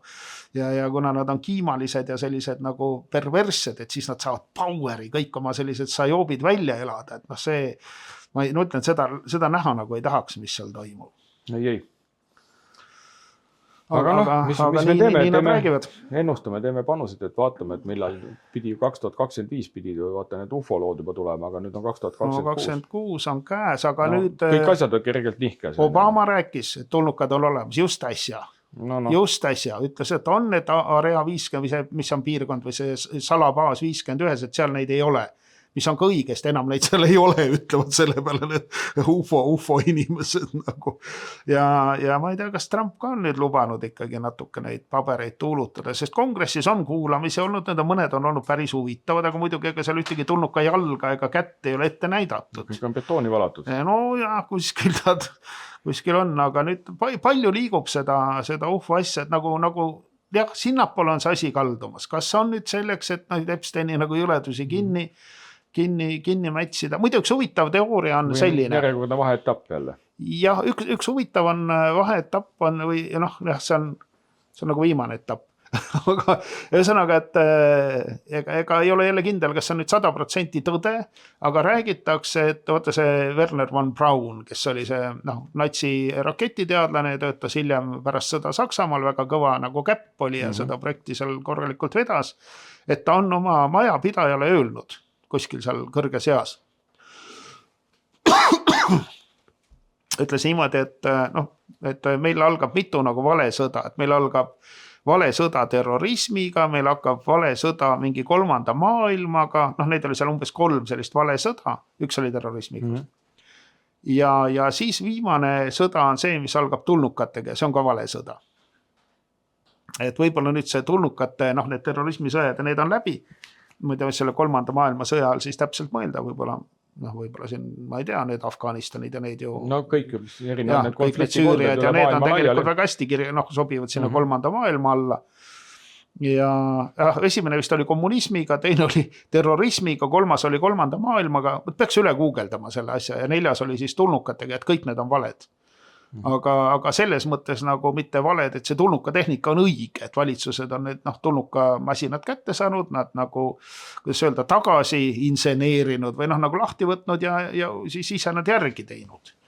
Et isegi, et tulevadki mingid taldrikud ja hakkavad mingit Los Angelest pommitama nagu ulmefilmis, eks ole. Aga et need taldrikud on küll taldrikud, aga neid juhib mingisugune maapealne tahe. Aga meil on ju, ütleme, need samad ettevalmistused on tehtud, aga need on tõenäoliselt on tegemist on ikkagi sükste droonioperatsioonidega, kus seal mingi Havail oli mingi põletati, ma ei tea, kui palju seal mingid terved rajoonid maha ja kõige parem kinnisvara tehti puhtaks päris maalastest, jah. Et me veel ei tea, mis operatsioonid tulemas on, et lihtsalt on valmistatakse järjekordset infooperatsiooni ette. Räägitakse ka, et need olid need kiirgusrelvad, mida kosmosest nagu kasutati, et seal on ju selle poolt räägib see, et näiteks sinised autod ja sinised asjad ei läinud põlema. See on üks laine pikkus, mis nagu ei võta seda laserit siis nagu, et see sinise laine pikkus on selline, et ei saa laseriga peale. Et võibolla sellepärast mingisugune kõrbehõimud ongi lõustad siniseks värvinud, et kunagi on nemad selles sõjas juba käinud mingi 10 000 aastat tagasi. Vahivad sinise lõust aga vastu kaameli tagant. siin on, mis on, annad mingi praegu jälle ka idee, et siis hakkad mingi, palju meil meie saatel neid vaatajaid on, mõned tuhanded on. Sinine värv hakkad tänavatel siniseid lõustu nägema, et me kedagi hirmutada ei taha. Kõik on vandenõuteooriad ja puhas selline paranoia. Paranoia ja mingi spekuleerimine. Ja eks Alex Jones oli ka enne neid Epsteini kohtuasju puhas vandenõu ja paranoia. Aga nüüd vaata, et hakkab juba see Pizzagate'i asi nagu siuke tõe ette minema, et võib-olla läheb tulnukate asi ka veel käima, et kes seda teab. Miks nad viimases meeleheites ei võiks seda kasutada, kui neil on süvariigil on nagu peenike pihus? Miks mitte? Mina küll kasutaks, nii oleks taldrikutega ringi laiata ja põletada, nii et maa on must. Lõpuks hommeti saab nagu volilt nagu tuld anda. Lamendada, jah. No mis me teeme? Lõpetame selle kurva peatükki ära. Selle kurva peatükki ära, et see Epsteini asi on tõsine ja viitab veel tõsisematele asjadele kui need, mis tänaseks on välja tulnud. Ja võrgustik on globaalne, võrgustik on väga nagu võigas. Ja tõenäoliselt veel palju. Seosed süvariigiga on olemas. Ilmselgelt. Muide, üks fakt veel, enne kui selle teema kokku võtame. Tulid välja paberid just selles viimases 3 miljoni portsus, et Epsteinile pakuti müüa mitut kinnisvara ja need ei olnud suvalised kinnisvarad. Üks oli maa mingisugune lahmakas, ilmselt mingite hoonetega kohe Pentagoni juures, sõjaväe oma, ja teine oli mingi FBI kinnisvarad, mida siis nad omavahelises meilivahetuses, need, kes seda kinnisvara seal ette valmistasid, nimetasid seksi kinnisvaradeks. Raplas ka mingi siin Pentagoni nimeline, aga mingi kinnisvara on müükis pikemat aega. No näed, kahju, et ostja on surnud praegu. Muidu oleks kahesaks mehele panna. Nii on, aga siis lähme edasi. Lähme edasi, jah. Siis järgmine teema, mis siin on, et Liisa Pakosta on meil öelnud, et Eesti vanglareform on olnud selge edulugu. Et taasiseseisvumise järgsetel keerulistest oludest on jõutud tasemel, kus Rootsi usaldab Eestil oma kinnipeetavat Eesti enda toimemudeli alusel, mis on tunnustus, mitte mainekahju. Eesti rahvusvahelist usalduskrediiti on tugevdanud ka sõjategijate kinnipidamine Tartu vanglas ning vanglateenistujate kõrgetasemeline ettevalmistus. Kuigi vanglakohtade vajaduse täpne prognoosimine paratamatult keerukas, on keskne küsimus strateegilise kinnipidamisvõimekuse säilitamine muutuvates oludes. Nii, siin on nüüd, kui see nagu lahti mõtestada, et siis on nüüd see, et me lähme natuke tagasi, et üks põhjus, miks meile kogu aeg on räägitud, et neid moslemi vange on meile tarvis, on see, et see vanglakuru on tohutu. See on 12 miljonit aastas. Mäletad see numbrit palju on öeldud? 12 miljonit aastas. Varro tegi nüüd head tööd ja küsis kuskil komisjonis mingi ma ei tea, kas oli vanglaameti ülemalt, et palju see kulu siis on teil aastas seal Tartu vanglal? Ja tuli välja vist, et see oli suurusjärgus 440 000. Kaugel sellest 12 miljardist. Saad aru, sul on valetatud juba numbritega algusest peale. Mitu korda see suurem? Need on 20 korda suuremaks valetatud, rohkem veel. 20, 10, jah, ütleme kuskil 30 korda, 20-30 korda. Ja ma pean uskuma neid lurjuseid, kes juba numbrid on ju lihtsad asjad, eks ole. Meil on kulu, meil on tohutu, maha nii kallis miljard maksis, kuidas me maha lammutame. Nüüd läheb 12 aastas vale kõik. Ja mis kuradi maine kasust sa räägid teistele riikidele, kes samasugust nagu diila on pakutud, on vist Bosnia, Albaania, mingid sellised tõesti väga mainekad riigid, ma ütleks selle peale. Muide, mõlemad vist on ka moslemi riigid, Albaania kindlasti on, ma ei tea, kas Bosnia on ka. Nii et ühesõnaga, ma saan aru, et sa moslemi riikidele pakud neid moslemi vange. Okei, seal nad saavad omavahel vast kuidagi, aga me ei ole ju moslemi riik, lollakad. Seit ei tea seda, mul on põhimõtteliselt peaaegu kristlased siin. Või täiesti haige. Eestil on ju vaata suuremahulised vaata selle mingi vangide pidamisega kogemus olemas selle eelmise suure sõja ajast ju. Laagrid, millest ka nagu keegi ei räägi, et seal, kui see üle Eesti oli laial, eriti Ida-Virumaal oli kõik see, oli ju neid laagrid täis ju, mis olid kõik need Vene sõjavange täis ja kui igas mingis sellise ennast lugupidavas nagu mingi ennast lugupidaval talumehel oli ka mingi venelasest mingi ori ja ütleme ikkagi Sulana oli ka, kes seal ka talus töötas. Selle võis võib-olla, need ei olnud retsidivistid, need olid tavalised inimesed, kes olid pandud sõjaväkke ja sattunud sõjavangi ja kindlasti oli talus parem elada kui kuskil vangilaagris. Nad tegid tööd küll, aga no võib-olla said süüa ja omaette seal võib-olla nagu olla, et ikka parem. Kogu aeg nagu oli mingi see Eesti põlevkivitööstuse edulugu. Siia tuuaks ju retsidiviste, sa ei saa neid kuskile talusse panna, see talu põleb sul esimese 5 minutiga ja kes on vägistatud, kes on tapetud, no seal rohkem variante ei ole. No aga võrreldav on see asi nagu sellega, et nagu, mis on nagu see Guantanamo vangilaagri Kuubal.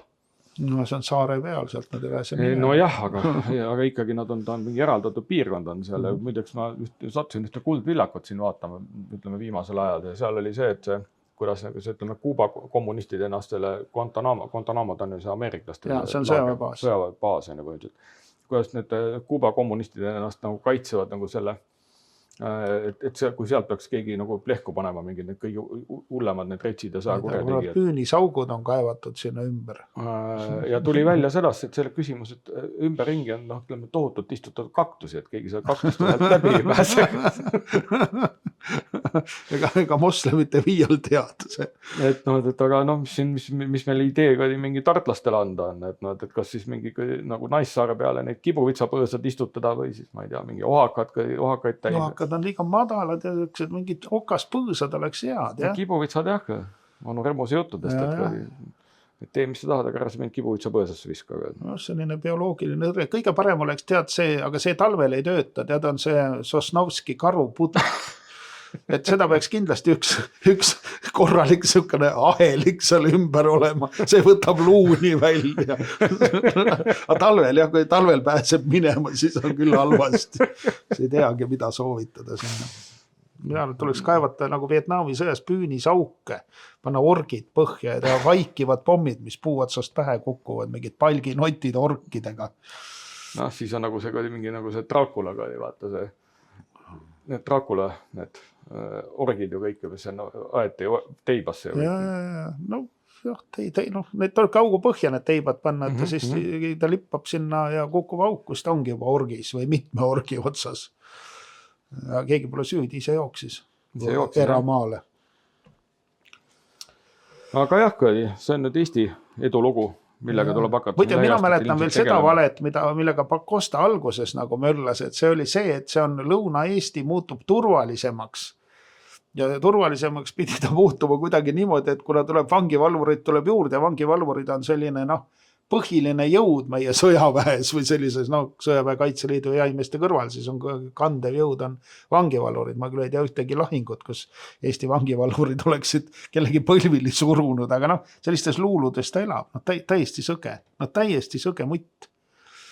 See ei ole normaalne jutt, mida ta räägib.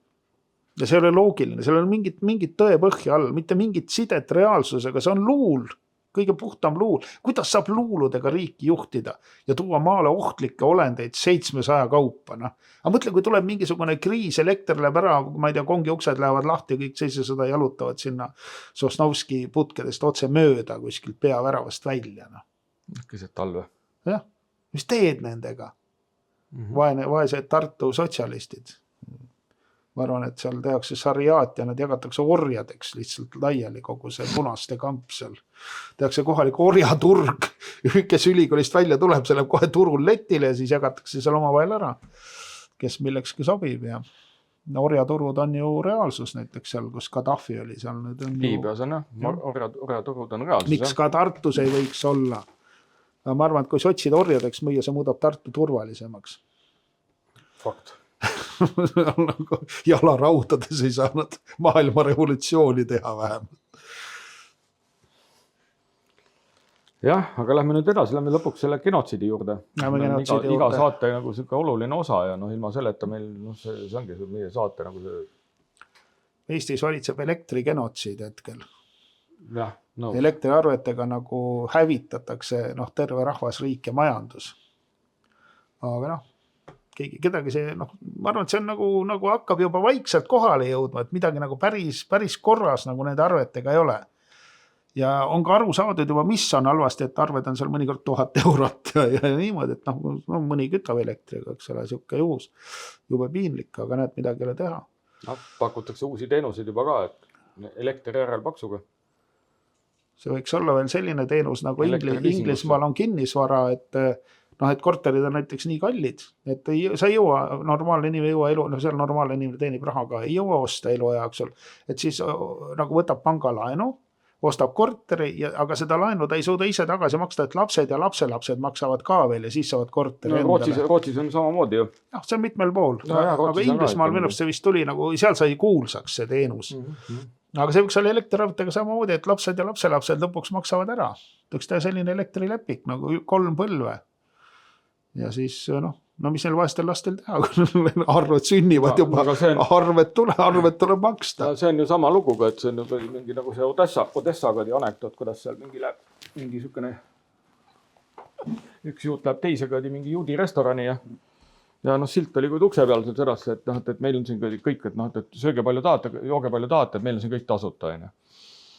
Ja et maksavad teiega lapselapsed.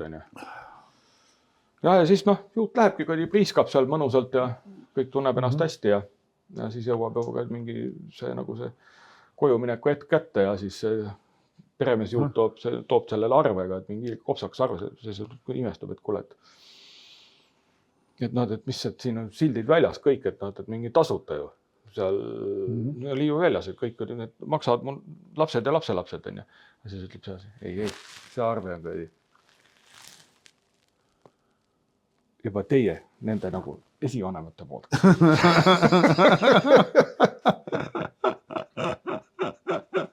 Nemad tarbisid siin kuna maksta. Nüüd on maksmise tund käes. Pole vaha. Jah. Ainult, et see korteriga on see, et korterist võib midagi järgi olla veel paari põlve pärast, aga see elektri saab, see käib korraks läbi ja on läinud, ega see ei ole selline püsiväärtusega asi. Ikka. Seda ei saa pankale tagasi panna, võtmed letile ja jalutad minema. Ja, see oli see elektrigenotsiidi teema, aga tegelikult tõsisemalt asjade juurde minna, siis et see on makroskoobi lugu jälle, et ÜRO raport. Iisrael on Gaza majanduse taotluslikult ja täielikult hävitanud, muutes regiooni elamiskõlbmatuks. Et ÜRO hinnangul ei ole Gaza majanduse kokkuvarisemise näol tegemist sõjategevuse kõrvalproduktina tekkinud tagajärjega, vaid Iisraeli poolse taotlusliku kampaaniaga hävitada Gaza elukõlblikkus ja palestiinlaste jaoks jäädavalt. Gazas elava 2,3 miljoni palestiinlase jaoks tähendab hävitatud majandus, aga vajadust jääda ellu vähem kui 50 sendiga päevas. ÜRO agentuuri sõnul on Iisraeli sõjategevus 2 aasta käivitunud 69 aasta jooksul palestiinlaste poolt rajatud sotsiaalmajandusliku struktuuri. Aga mis see elektrigenotsiid teistsugune on? See on hävitanud Eesti majanduse, seda on tehtud teadlikult ja tahtlikult rohe- ja mingite kliimavaledega nagu inimesi lollitades tegelikult korruptiivseid tehinguid nagu läbi viies börsidel ja mujal. Et see, minu pärast on see täpselt sama asi. Põhimõtteliselt vaata, kui on see, et Gazas on tapetud üle, see asi läheb edasi siin, et Gazas on tapetud üle 100 000 inimese ning Okei, see on veel plaanis. Meil ei ole nii palju tapetud. On langenud alla, ligi poole võrra.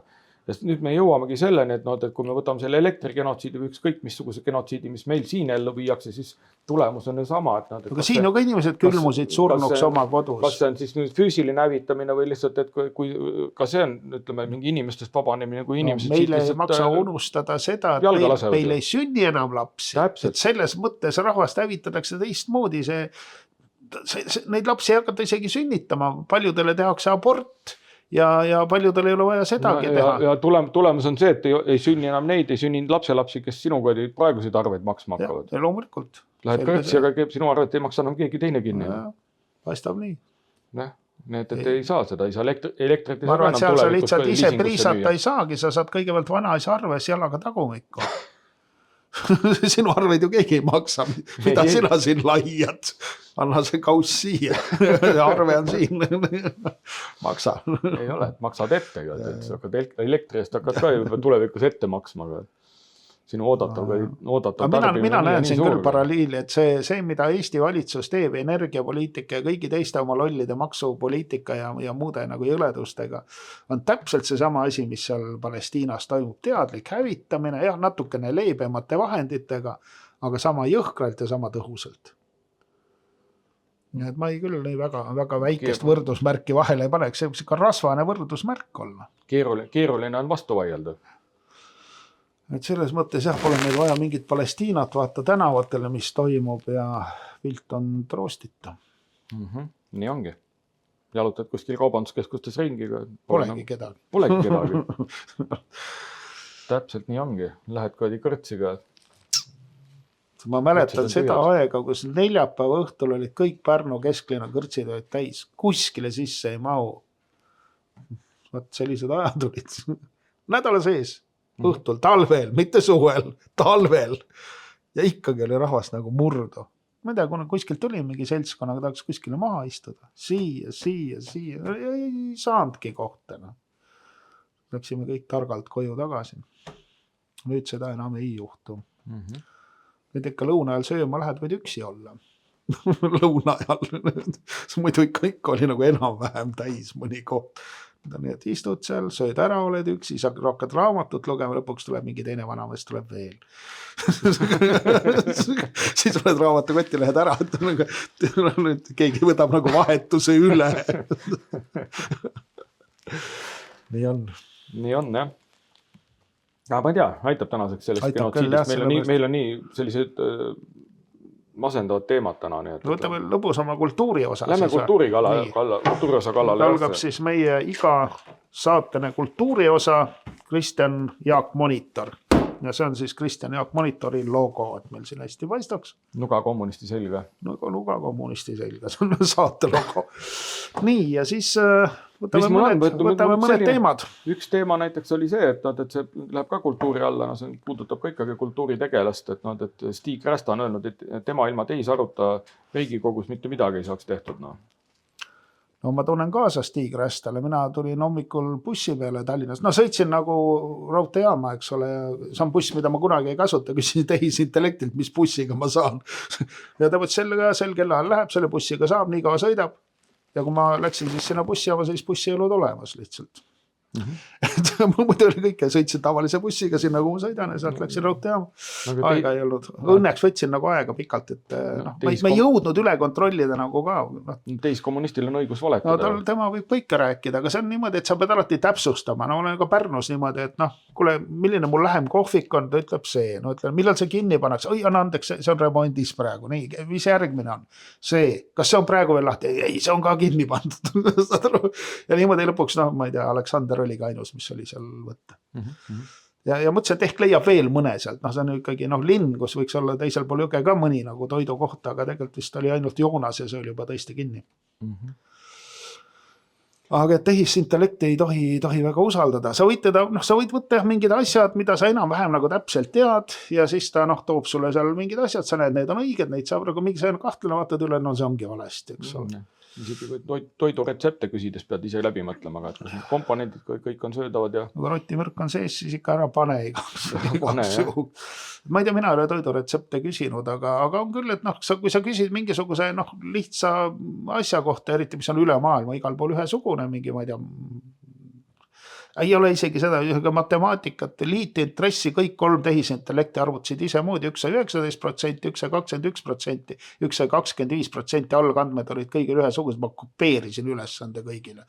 Ma ei saanud nagu mingit näpuviga ka teha, igaüks arvutab oma mudeli järgi ja natuke teist moodi. Et kellegi neist võib-olla isegi oli õigus. Kellel nagu kasud sees on, jah? Jah. Ja. Mina võtaks muidugi selle tehisintellekti, kui ma laenu annaks, siis 25% paneb. Aga oli vaja rehkendada mingis kontekstis ja siis tulid need rehkendused igaüks ise moodi välja. Et see on, näed, nii on. Nii on, jah. Aga mis meil veel seal kultuurist teemadel on see, et vaata praegu need kultuuriauhindasid ja neid saavad ju ilmselgelt ju kõik need, kes mingid sõdad hakka kiidavad ju. No see on jah niimoodi, meil on muidugi kultuur on selline hästi ideoloogiline, nagu kommunistidel ikka, eks ole. Leninil oli ju ka, et kultuur oli propaganda ja agitatsiooni nagu vahend. Eks ole, film oli siis uus asi ja väga populaarne, väga hästi töötas. Ja ja nii tehti seda, aga noh, samas ka ajalehed, eks ole, raamatud, siis loeti veel raamatuid, kõik oli nagu okei. Ja nüüd vaatasin, et noh, ja tänapäeval on ju noh ka kirjandusauhinnad olemas ja antakse, aga seal tavaliselt on nagu 3-4 kategooriat, kes saavad auhinda. Üks asi on pederastid, loomulikult pederast peab alati auhinna saama. Aga loomulikult hea oleks veel, kui see pederast oleks ka kommunist ühtlasi. See on nagu parem, see on parem kirjanik siis. Aga kas sa tead mõnda pederasti, kes ei ole kommunist? Mina ei tea näiteks ühtegi pederasti. No ma ei tea kommuniste ka väga palju. Lehest olen lugenud kommunistide lugusid, ma nendega koos joomas ei käi.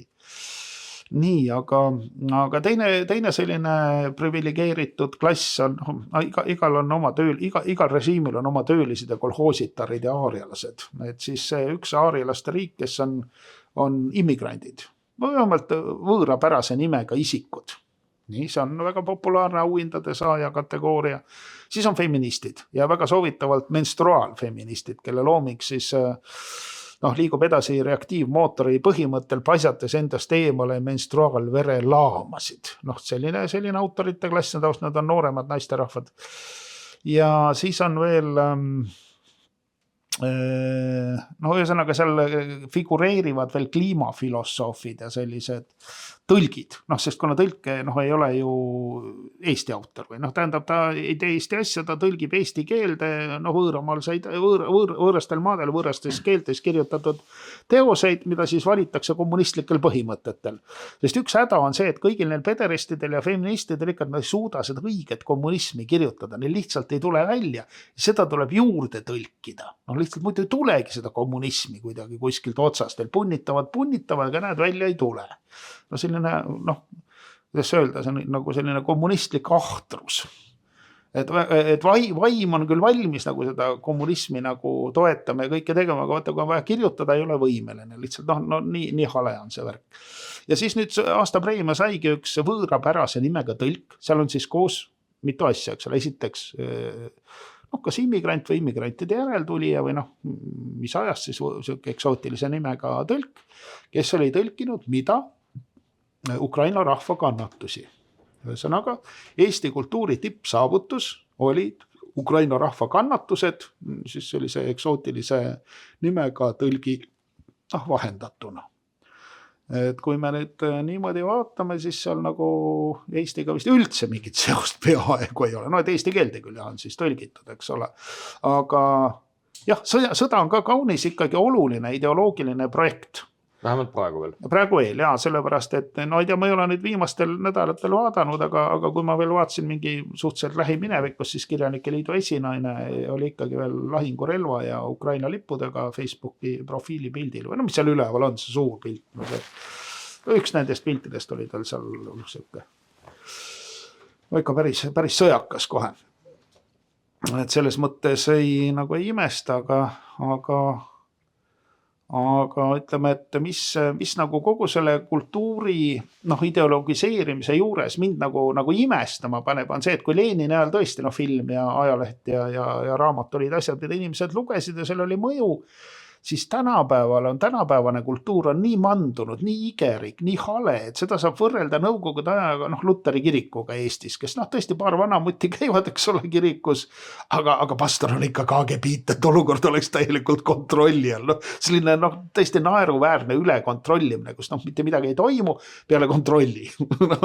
See kultuur on meil praegu samasugune, kultuur ei ole, mingit menu tal ei ole, keda siis ei huvita, kes loeb menstruaalautoreid, kui meie saatevaatajatele on keegi, kes on mõnda menstruaalfeministi lugenud, siis andke meile teada, kommenteerige ja öelge, kuidas oli.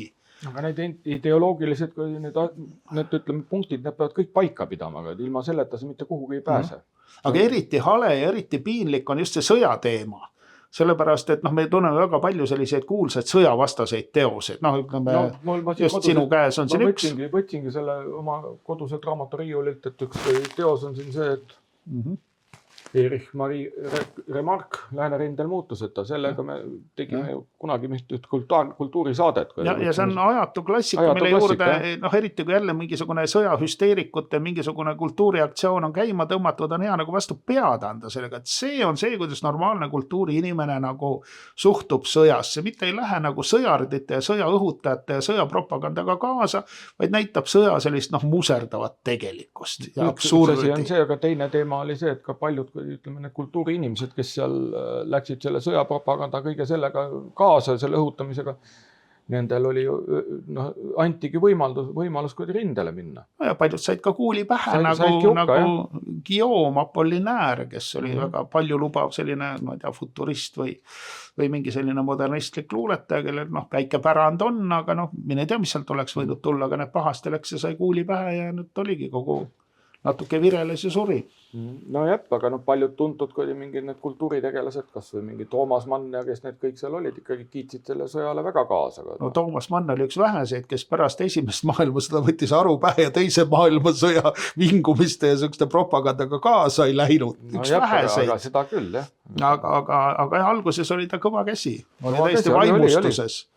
Sellest on väga hea loengu pidanud ööülikoolis, ilmselt mainisin seda ka seal saates, mis me tegime, aga kuna saadet vist enam vaadata ei õnnestu enam kuskilt võib ju jälle meelde tuletada, üks Kaplinski ööülikooli loeng, kus ta luges kellegi Rootsi akadeemiku niisugust raamatust nagu tegi ülevaate, mis siis rääkiski sellest, kui sõjavaimustuses olid nagu tippintellektuaalid enne esimest maailmasõda. Sakslased, eks ole, sõimasid prantslased, need on perverdid, prantslased sõimasid sakslasi, et need on kuivikud ja sellised kuredi nagu idioodid, inglased sõimasid muidugi kõiki, ma ei tea, kindlasti oli neil ka mingi oma positsioon, kõik olid tohutud rahvuslased, tohutud nagu sõjaentusiastid.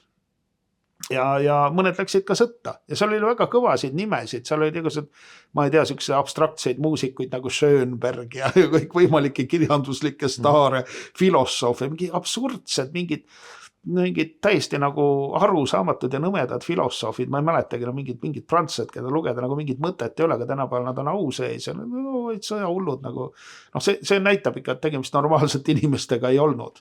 No, võtsin teise raamatu ka veel. See on Anthony Beevor, Lahing Hispaania pärast. See oli see sama ju, ütleme see teise maailmasõja, ütleme niinimetatud sissejuhatus või soojendus. Ja seal said ju kätt proovida päris tõsised ju. Meie sõber Hemingway, siis oli George Orwell, kõik, kes seal... Ma arvan, et seal oli neid veel. Oi, neid oli veel. Aga need ma ei tea, on need, kas Eestist ka ikkagi mõni käis, Gunnar Raarma väitis, et ta käis seal. Ta vist ei olnud sõjas, aga ta oli just nagu ajakirjanik. Ma arvan, et ta valetas, aga tema on väitnud, et ta tegi sel ajal, sõja ajal Hemingwayga mingi intervjuu. No Hemingway ju mingid teosed, mis olidki inspireerituna just näilt samast Hispaania sõjast. Kellel oli üks hingekella. Jah, täpselt, nii. Siis oli George Orwell sai sealt inspiratsiooni, kuna ta puutus kokku nagu kommunistidega, ta sai aru, mis see kommunism on, sealt ongi, tema sai just siis selle inspiratsiooni selle 1984 kirjutamiseks. Võimalik. Ja. Aga ütleme, et ma arvan, et Hemingwayl ka vist ikkagi mingi mõistus tuli pähe, et ma arvan, et ta väga kommunist vist enam ei tahtnud olla enam pärast seda. Surmani vist ei olnud ikkagi. Et ta oli jah küll kõva mees, talle väga meeldis kõik need härjavõitlused ja sõjad ja kõik need asjad, aga vaata kommunismiga ikkagi see vist ikka nagu päris kõva mehe asi, nagu tema meelest pärast enam ei olnud. Üldiselt oli jah nagu sellist väga, väga nagu veriste ettevõtmistega, aga mis me omalt poolt oskame soovitada, oskame seda. Kellel ikka tõsine tahtmine on midagi kõik see nagu järele proovida. Ma arvan, et kuskil mingi võõrleegionid on olemas, minge vaadake. Ja kui võõrleegionit ei ole, siis mingi lihtsalt kohale, kui teid leegionisse ei võeta nuga hammast vahel ja mingi rindele. Lihtsalt ise, üksik üritajana. Hankige mõni neer või midagi iganes. Mis see kaikaga, seal palju selle tibla jaoks vaja, need on ju näljas seal, pole neil rakette, pole neil trussikuid, pole neil jalanartse, midagi ei ole. See löö maha nagu koer kõplaga. No jep, aga seal on ju, ega nüüd on ju uus väljend, kui vanasti oli nagu kahurilihaga, siis praegu öeldakse on drooniliha. Mis seal olas ennast troonist segada, nagu sääse pininsu kõrvus. See on sääse pininsu kõrvus, mine aga lendaga peale, teibaga troonile, nagu pesapalli ei ole näinud filmides, kus pannakse, troon lendab üle staadioni seina kuskile kõrgele ja kaugele. mina küll arvan, et jah, et kes on ikkagi sõjausku, need ei tohiks olla sellised platoonilised ja veretud nagu sõja nagu teoreetikud, vaid ikkagi sõda on praktika eelkõige. Me oleme sõja vastu, me ei lähe sõtta. Sina oled sõja poolt, on Raibe kao rindele, mis on vahid siin tatise näoga. Meil on mõtet siin poolel teele pidama jääda. Jah, sigudikud, kasige rindele reisk, mis tähendab paska näost veel ja see ei aita Ukrainat, ei aita globalismi, see ei aita nagu planeet inimestest vähendada. Nii on. Mis teeme, lõpetame tänase selle masendavate teemadega saate ära ja... Jah, isegi hästi läinud, et kõik. Midagi ei kindlasti 2 silma vahele, midagi juledat veel, aga jah, aitab tänaseks küll, kui palju siis üks inimene jõuab välja kannatada. Ja. Aga kohtumiseni küll me näeme jälle. Näeme, nägemine.